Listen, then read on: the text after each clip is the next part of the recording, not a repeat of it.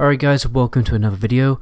So today I'm really excited to bring you a video which is a little bit different to the content that I usually release on this channel. For the past 1.5 years I've exclusively made World of Warcraft videos, and today is the first day that I'm going to change my tune just a little bit. I know a lot of people will hate me for this, for making a video that isn't related to World of Warcraft, but at the end of the day guys, I've talked about World of Warcraft for like 1.5 years for hours and hours.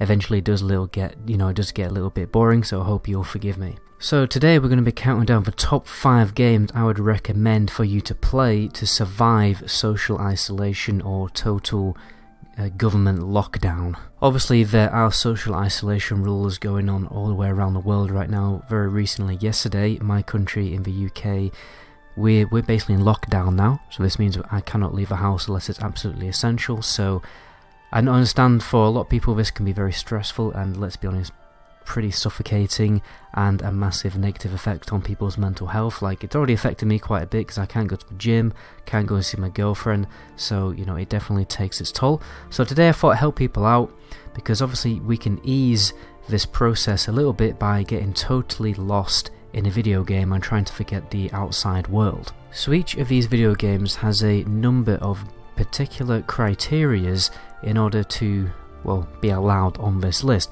The first one, it has to be a very big game, preferably an RPG game that you can get absolutely totally lost in, so a game with a big world for you to immerse yourself in. The game should also require you to play it for absolutely hours and not get bored of it. Some of these games you can easily play for 100 hours straight and not get bored of them. And because people, obviously with the situation that's going on now, they might have, a lot of people are having financial issues, like particularly self-employed people are basically not even getting paid in my country, which is terrible.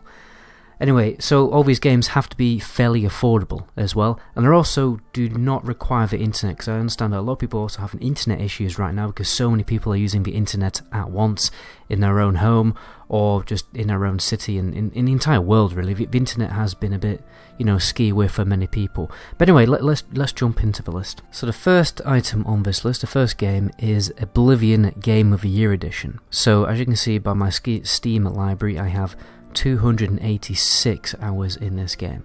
So in my opinion, Oblivion is in many ways a lot better than Skyrim. I think it only sold about 10 million copies, whereas Skyrim sold like 100 million copies. So it's a much less appreciated edition in the Elder Scrolls series, and in my opinion infinitely better. I did, well, not recently, but a very long time ago I made a video, as you can see here, that kind of broke the internet a little bit with, nearly 1.3 million views, 10 reasons Oblivion, 10 things Oblivion did better than Skyrim. I've got a number of videos like that on my channel. So there's a very special place in my heart for Oblivion. I'm pretty obsessed with this game. I'm at least playing it like, I must have like 2 solid long playthroughs of this game about every year, because I always want to go back to it because there's so much to do in this game, and obviously this is massively aided by mods. If you already played this game, what you can do is obviously download some mods. So I'm going to show you some like key mods which can massively increase the amount of content this game has and just give it an absolute breath of fresh air. So Oblivion is an action RPG set in a extremely large world. As you can see, this is the world map here. It's set in Cyrodiil, which is just south of Skyrim. If you're more familiar with Skyrim, Skyrim is just up here, as you can see there. But this is set in Cyrodiil, which means because it's so central, it has a little bit of every single zone from the Elder Scrolls, universe. So, if you go to Leyawiin, you're basically in Black Marsh. If you go further south, you're basically in Valenwood and stuff like that. I can see a pretty good view from there. It has more skills than Skyrim did, and it also has an attribute system, which is totally different to Skyrim, like a number of different attributes that you can work on, and you can advance them every single level. And obviously loads of different skills, as you can see from here, loads more than Skyrim, loads more magic, loads more spells. There's even more factions that you can join. There's like mini factions, big factions. You got the Fighters Guild, Mages Guild, and you got the Thieves Guild, Dark Brotherhood, and then there's like Knight Orders you can join as well, which is pretty cool. One of the main reasons why I prefer Oblivion over Skyrim is the simple fact that I can have a two-handed weapon here, and I can use this two-handed weapon, but I can also use magic at the same time. Ignore the fact my hand is for some reason totally invisible. I've had mods enabled and then disabled. I'll talk about that later. So yeah, like you can combine like loads of different more interesting playstyles simply by the fact that your magic abilities is on a different function. Because obviously in Skyrim you were restricted to only using your right and left hand for magic and weapons, which was really irritating, which meant you have to keep switching weapons to use magic and stuff. And yeah, I always prefer this system. You also got a hotkey system, as you can see here. If I want to equip a one-handed weapon and a shield instead, I can even have a one-handed weapon and a shield and still use magic, like this. So yeah, there's like way more combat possibilities, like way more combat variation than Skyrim in my opinion. There's also a lot more realism in Oblivion. As you can see, there's a little number here called Fame and Infamy, and this is your basically the rating of how famous you are in the world, and it changes the world around you. So certain quests only unlock when you have a certain fame rating and stuff like that, and also the infamy rating. Infamy is basically, it's not the opposite, well, it's kind of the opposite of fame, but you're famous not because, you know, for being a good heroic person, but you're famous for being a horrible person. So when you progress in the Dark Brotherhood, you get infamy instead. I mean, apart from all these things, it's just a really huge big world with loads and loads of quests for you to just totally get lost in. Like I said, I've nearly got 300 hours in this game, but that isn't the total amount of hours I played this game, because I played it on Xbox as well, and I had a physical copy of this game on my old laptop when I used to game on a laptop, so I probably easily played this game for like a good 600 hours, and I would quite happily just start playing this game like right now again, because I know it has so much replayability. There's so many different ways that you can complete quests as well. There's loads of different choices you can make. But anyway, let me talk quickly about some mods for those guys who want to have already played Oblivion, or you simply want to just like enlarge the experience and improve the experience of Oblivion even further. So the two main mods I would recommend is, first of all, Mascar's Oblivion Overhaul. This changes the game entirely and makes it much better in my opinion. You know, unpredictable encounters, loot and equipment improvements, new and better loot. The game is massively more balanced, there's more enemies, you get these cool little chests sometimes which turn into monsters when you open them. There's so many cool, like, there's a lot of charm to this mod as well, and if you read the instruction manual you'll basically understand just the, you know, just how extensive the features are of this mod. There are other overhaul mods out there, but I feel like some of them just change the game way too much and make it kind of unenjoyable, or they just kind of totally take away from the original experience of, you know, actual Oblivion. So this one, I feel like, just changes the good things really. Another mod I'd recommend is Oblivion Uncut. So there's a lot of cut content, as there is with a lot of games, and Oblivion Uncut basically seeks to restore some of the lost quests, lost dialogue in Oblivion. So if you're, you know, you played Oblivion before and you're going back to Oblivion, there's going to be certain things in the game when you're, you know, totally immersing yourself in the game which you haven't seen before. So it just basically makes it make the game feel a lot more fresh and original. Like, as you can see, 35 cut NPCs, 6 quests, career quest line, more dialogue, new locations, shops and spells and stuff like that. There are obviously other mods that you can get. I recommend checking out some of my old videos. I do have some Oblivion modding videos if you bury deep onto my channel. As you can see here, top 10 Oblivion mods for 2018, and there's probably a few more around here somewhere. Okay, how to modernize Oblivion with mods, that's a good one I'd check out if you're finding Oblivion just a little bit too difficult to get into. There's also one for Morrowind there as well. I'll have a little bury. Can't find any more mod videos, but there are a lot of videos basically talking about how good Oblivion is. So if you're still deciding like whether you want to buy it or not, you know, just check out some of my old videos on this playlist, the Oblivion and Skyrim videos playlist, which is, it's basically on my channel. If you go to actually click my channel, I know that no one actually does this, but if you actually just click my channel and go further down, all my Oblivion and Skyrim videos are here. There's even videos for Skyrim, like if you're determined to play Skyrim, I've got loads of modding videos for Skyrim as well that you may want to check out. But nonetheless, there's also a remaster video here with, there's quite a lot of views actually, and another mod video there. I must have forgot to add them to the other playlist. But yeah, so obviously if you're messing around with E and B mods, be careful because they can crash the game. So if you're experiencing, I don't recommend doing it really if you're experiencing modding. But anyway, let me move on to the second game. So the next game we have is The Witcher 3, another game that I have a massive amount of hours in. I know I've only got 45 as you can see on the screen there, but I did actually accidentally buy this game on GOG when I first bought it, when I first pre-ordered it. So I've got like another 45 hours on there as well, so probably at least a good 100 hours. And I think I rebought it on Steam because all the DLC was pretty cheap. I've not actually played the DLC yet, interestingly. So The Witcher 3, similar thing. It's an open world RPG game. You are restricted to basically only becoming a Witcher rather than any other kind of class that you want to mess around with, but nonetheless it is still pretty fun. There are 3 divisions that you can like focus on. You can become more of a kind of like a Witcher mage, or you can become more of a fighting, or you can mess around with alchemy. There's loads of different builds that you can go for, but the main thing that really makes The Witcher 3 stand out more than any other RPG is it's almost a detective game, which I think is probably one of its biggest unique selling points. The most fun I ever actually get out of The Witcher 3 is not playing the main campaign or even playing any of the actual quests in the game.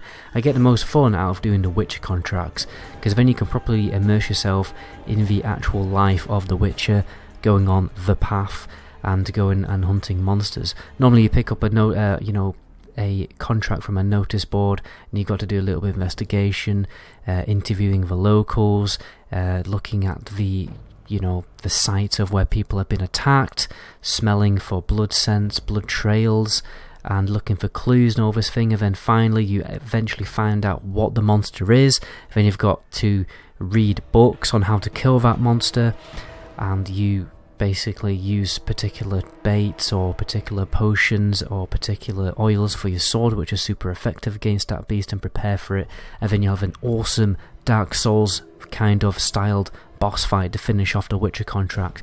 And yeah, this game is just probably, out of all the games on this list, it definitely has the best combat out of any other game I'm going to talk about, because it's so fast, it's so dynamic, it's very exciting. It literally feels like one misstep and that's it, that you are dead. So very fun to play. Apart from this, the storyline itself is very, what would you call it, tear jerking, is that the right word? It will probably make you shed a tear if you care about the characters. It's one of those games that actually does care about the story, and they did probably actually employ actual writers to write the story and the dialogue. It's not like the best in the world, but the story, it does feel like you're almost watching a film while also playing a video game. So if you like video games with a story that you can totally get lost and immersed in, it's definitely the game the game for you. There's also a lot of micromanagement that you can stick your teeth into, crafting the perfect gear, the perfect swords, perfect potions, finding all the recipes, and obviously optimizing the statistics and traits of your character and stuff like that to making the perfect kind of Witcher that you want to play.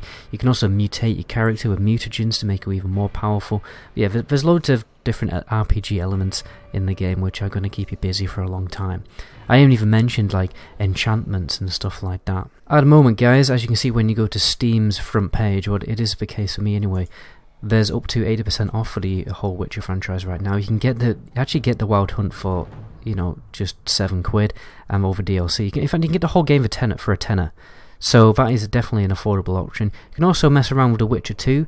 The Witcher 2 is essentially the same as The Witcher 3 in all the aspects I've basically talked about. However, it's not open world. But I mean, for £2, I would definitely recommend getting that as well, because you can mess around with that game. I have recently done a playthrough out of it actually, just to catch up on some story, and I did find it really, really fun.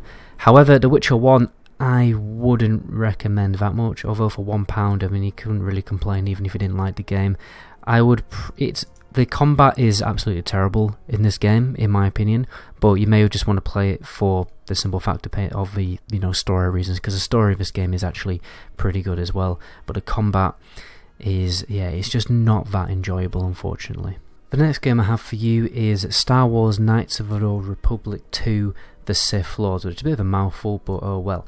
So this game, if I was going to sum it up in a sentence, it's basically like playing Mass Effect or Dragon Age, games like that, but it's Star Wars, and you get to be a Jedi. I mean, need I even say any more?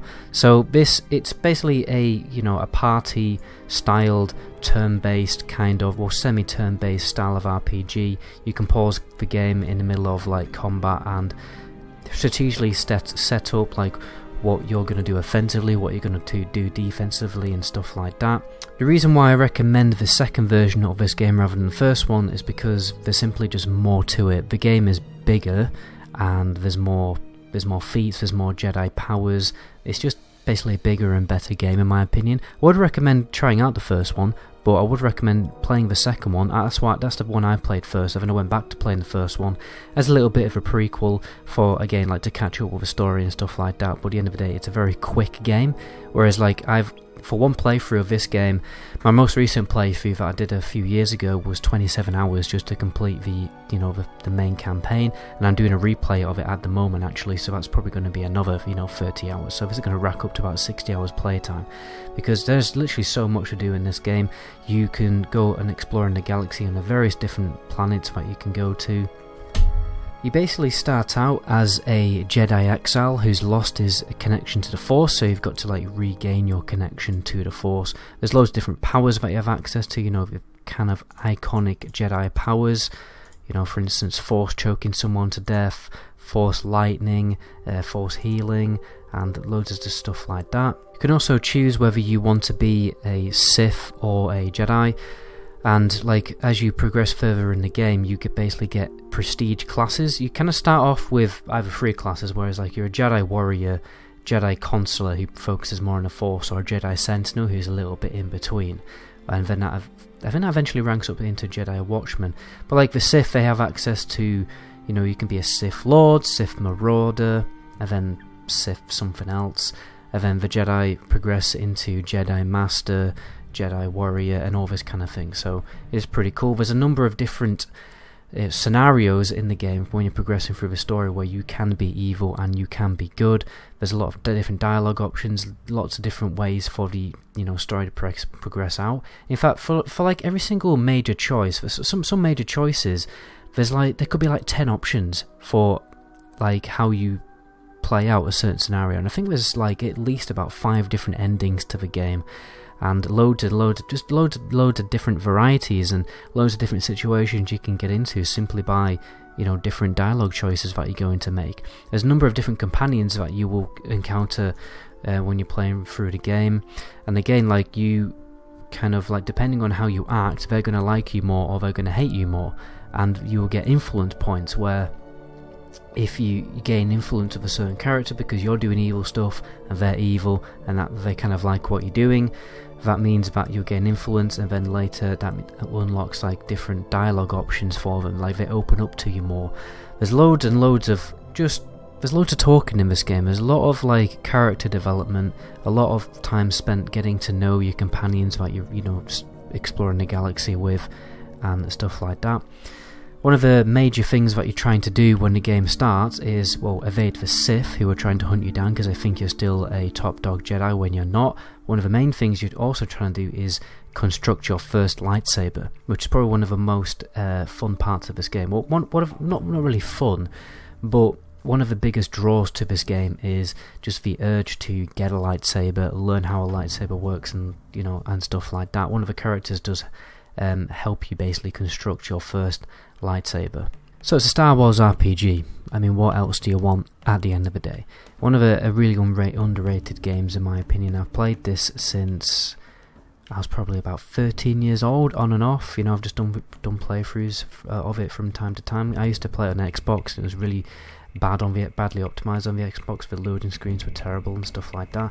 Also, if you're going to play this game, it's very cheap on Steam. In fact, I'm going to check what it is, how much it is on Steam. So at the moment it is only £7. You could probably even get it cheaper on like different sites like G2A and stuff like that. And what I'd recommend is immediately going to the community hub, the workshop hub, because there's a mod for this game which is absolutely game changing, and it's called, let me find it. It's very simply called the Sith Lords Restored Content Modification. So what this mod team have essentially done is there's like loads of cut content on the game. For instance, there's an entire quest line cut out of the game where you travel to you basically repair this droid that's on your ship. He turns out to be this evil assassin bot, and if you make friends of him, he basically hates the newer model of because he's a HK-47 and he hates HK's 50s because they're like a more advanced version of him. So there's like this whole quest line where you go to a droid factory and destroy all these droids to get revenge. There's like loads and loads of cut content from the game like that, and this mod attempts to basically took all the files on the original copy of the disc for PC, and then what it did was basically mod them back into the game. Some of them are totally like unfinished, but it kind of restored the dialogue, made the gaps here and there, so loads of quests are added, loads of NPCs are added, loads of items and just stuff like that. So there's loads of extra content to the game, which, you know, again, like if a normal playthrough of this game, you probably complete it in about, I would say 13 to 17 hours, but when you've got this mod downloaded, it's easily, you know, 25 to 30 hours. So that's obviously a lot of added playtime. For the next game on this list, we have Two Worlds Epic Edition. So Two Worlds came out about the same time as Oblivion, and I played this game quite a lot on the original Xbox. Sorry, not the original, the Xbox 360. And yeah, we got into loads of fights at school about whether Oblivion or Two Worlds 2 was better, and I just kind of equally, I think I liked Oblivion more overall, but I still really loved this game. There's a lot of goofiness with this game that what would you call it? Well, a game critic would pick up on and absolutely hate. For instance, just, you know, the terrain being too repetitive, the animations being a bit ski-whiff, the dialogue being quite terrible, the storyline not being that interesting. But apart from that, if you look at the reviews, they are mostly positive. So from a user's perspective, I think this is a really fun game to play, because in my opinion, this is probably one of the most best games at kind of recapturing the kind of old school D&D style of RPG. For instance, just things like a sword not being very effective against a skeleton, so you would actually have to switch weapon to a mace to deal with a skeleton. I mean, over the day, this is a game that has an absolutely huge world. It was actually intended for people to play this online, so it's almost like you're in a game that's the size of World of Warcraft with loads of different varied environments, but you're playing it on your own. And there may be a way for you to play with with your friend, but I'm not so sure. But this game was actually designed for people to join up in parties of 10 and go out onto the world and just enjoy the game. So it's, in that way, it's a very strange game, but it really comes into its own, especially as, like, one of the big unique selling point of this game is killing huge dragons, and I mean absolutely gigantic dragons. Nothing like these dragons. Well, the dragons from Skyrim, which are wyverns by the way, have absolutely nothing on the dragons in this game. Like those huge storm drakes that you meet in the middle of the desert, they are so difficult to kill, but if you use a little bit of intellect, like traps and magic and lots of kiting and stuff like that, there are actually ways for you to get dragons down. The RPG elements of this game are pretty sound. There's loads of different perks that you can get, skills that you can progress and stuff like that. The magic is really fun. There's loads of different variety to the magic, loads of different spells that you can mess around with, which are again like quite really fun. Another thing that's really cool is how a big portion of the game is actually is in like enemy territory, so you can totally get lost in enemy territory and feel really, well, massively under pressure and kind of scared of the environment that you're in, because you're basically in the middle of Mordor. And that's something that Oblivion didn't really kind of like have, because, you know, there's towns, you know, segregated around the entire world. You can't really get properly lost in enemy territory, whereas in this game, you really can. This game is another affordable option. You can buy it for £7 on Steam, but again, you can get it on G2A probably even cheaper. I think you can get it on G2A for like £1. Like, for some reason, G2A has a stupid amount of keys for Two Worlds Epic Edition. When you buy the kind of like random key on G2A, it always comes up with Two Worlds Epic Edition, because yeah, this game is just so cheap basically. So and it's definitely worth buying, because at the end of the day, you're going to get loads of.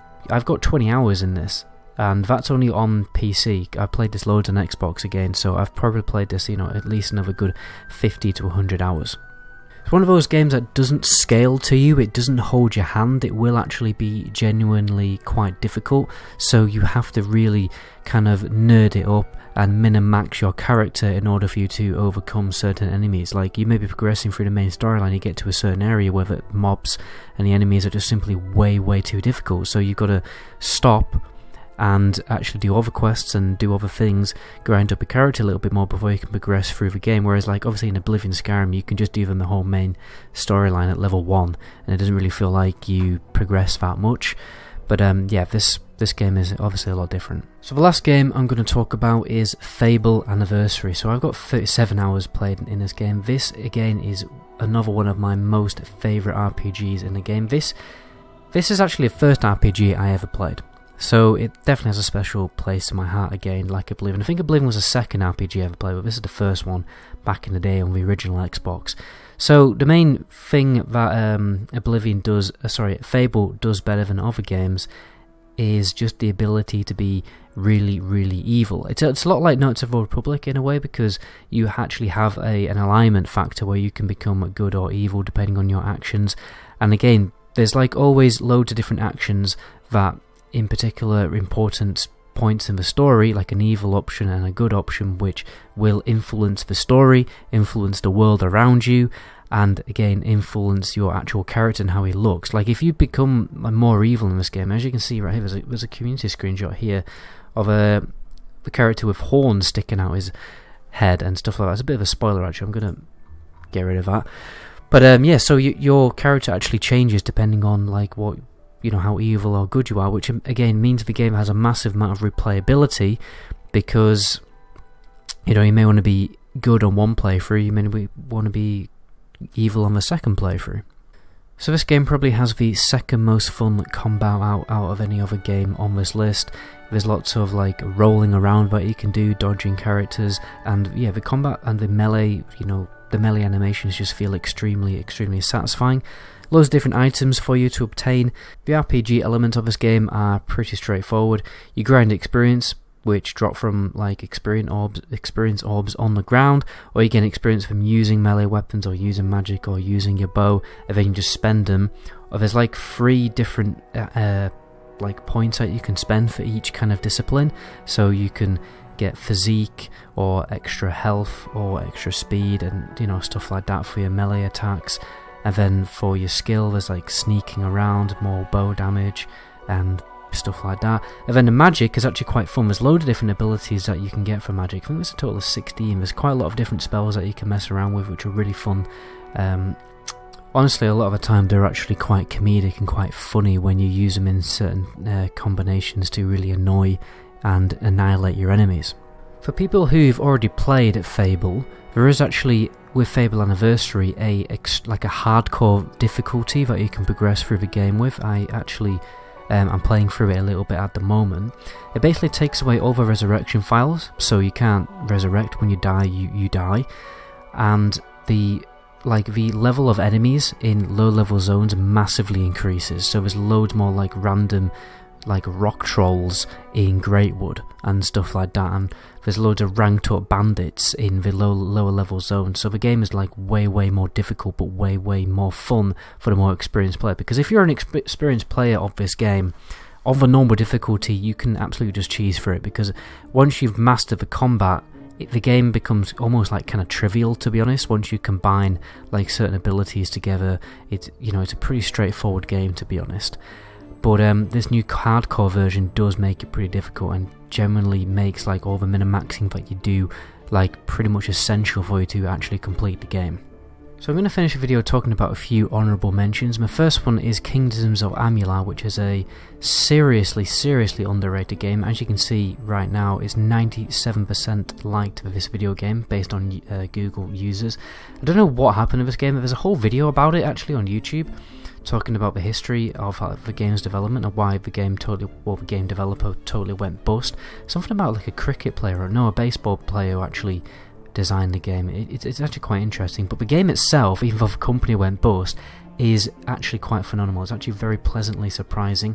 The game, first of all, the combat is extremely fun, and again, it's like a lot like Fable, but to be honest, it's actually like Fable but even better, because it's like the action is basically more exciting, and there's more moving around and stuff like that. The magic is pretty fun. You can make it. I think I previously, when I played this game, really made a really good tank build. It made me nearly immortal. And the world itself, it almost feels like you're playing World of Warcraft again, because the world, when you're progressing through different zones, they change so much. You know, when you're playing Skyrim, the reason why it's not on this list is because the environment of Skyrim is totally the same throughout the entire world. It changes a little bit, but not that much. Whereas this game, it really does feel like you're progressing through different World of Warcraft zones. Anyway, second one we have Dragon Age. Pretty similar to Knights of the Old Republic that we talked about, but slightly better graphics. And it's obviously largely based on group tactic gameplay, where you have an entire group of different characters that you have to organise and stuff like that. And again, has a very, very strong storyline too, so I recommend that. Also recommend the Fallout series. I've not played them that much. I played them a little bit, but the one I'd recommend to play out of all the others is probably Fallout New Vegas, to be honest. I hear a lot of really good things about it. I've only played it a little bit, but yeah, the RPG elements of it are really strong, and the modding community for New Vegas is huge, so that's another game I'd strongly recommend. Apart from that, I'd recommend also Kingdom Come Deliverance if you're looking for an extremely realistic style RPG. I've got a few hours in Kingdom Come Deliverance actually when it first came out. It was quite fun. Very, very realistic. You know, even going out and killing a deer or a rabbit in the open world is illegal because it's considered poaching on the king's land. So yeah, that is pretty fun. You obviously need to eat and you need to sleep. You need to learn how to read before you can read books. You need to progress your skills. There's yeah, it's an extremely realistic game. But anyway, guys, I'm going to end the video there. If you're looking for even more RPGs, I'll link a video in a pinned comment below. I also have a video that's basically called the top 5 secretly awesome RPG games. So it's talking about 5 RPG games that I've played throughout my time of, you know, playing video games, where I've come across games which are just extremely unpopular and extremely underrated, but nonetheless extremely good. So if you want to check that video out, look at the comment section below. I may put in the description too. One of the best games from that list I'm probably gonna talk about in that video is basically a Pirates of Caribbean RPG, which is pretty good. So I definitely recommend giving that a little look into. But anyway, that is where I'm officially ending the video. My name is Medigoblin. Until my next video, ciao.